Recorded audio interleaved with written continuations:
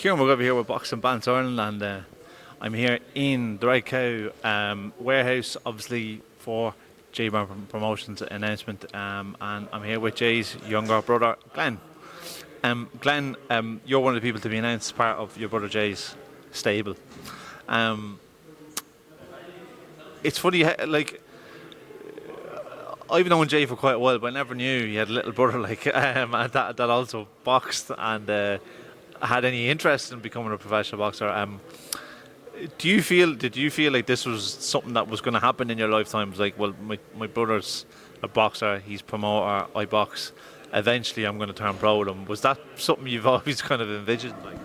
Do you know what? It's mad. It is. Throughout the years, I was always in Jay's corner for his professional fights. I remember him clear as day. We had a few Sky Sports fights. We were sitting in the changing rooms, and I'd be more nervous than he was in the fights. I don't know what it was, but we used to sit there, and he'd say to me, "This be you someday," and I'm sitting there scratching my head and saying, "Ah, yeah, never in a million years did I think of it," because I we used to go out for a few points in the weekend. The weight went up when I stopped boxing, and I was like 88, 90 kilos. But I knew to myself that if I was to fight, I'd have to fight down at 66, 69. And I was thinking to myself, I just made every excuse under the sun, saying that's never going to happen.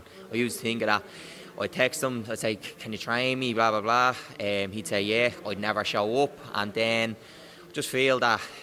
Now he got into the promotions. I was away in the summer, and I texted him. I said, "Right, I stopped drinking last year." I said to him, "Right, I feel now's the time's right." So I texted him when I was away in the summer, and he says, "Yeah, grand." And we just got into training. He straight away would say, "Right, the end goal's pro." I said no. I didn't think it was right. Come here, I'm sitting up on a table there with people who have multiple amateur titles. Luke Keeler obviously fighting for a world title. They're class level above me. Now don't get me wrong, I can't box. I know I can box. But the ideal thing was semi-pro. I loved the semi-pro scene from when I fought in semi-pro shows in, I think it was about 2015, 2016.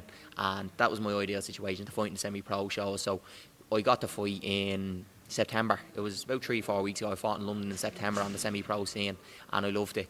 But after that fight, I was like, right, what's next for me? I don't like the amateur scene. I love the amateur style of boxing. I think it's brilliant, but I don't like the amateur scene because you don't fight regular enough. For me, it may sound silly, but I need to have an end goal. I need to have something set in stone to train, to fight. Otherwise, I can get lazy.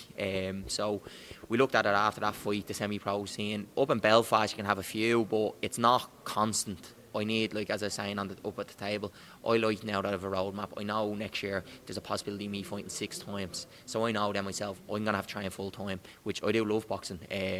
I've always loved it since I started doing it. I go to shows in England all the time. I have a big passion for boxing, but I need to have something to work towards. So now I think with him running the shows, the lack of, like as I said, the semi-pro was the ideal situation, but there's a lack of them over here. There was no real other option for me than to turn professional. So I do think that we have a plan 2 years time. I do think at the end of 2 years, so the end of 2025, I do think I will be a lot better.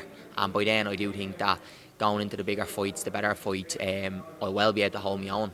At the moment, I'm good. I'm sparring. I'm doing very good rounds with Matthew. I'm doing rounds with Declan.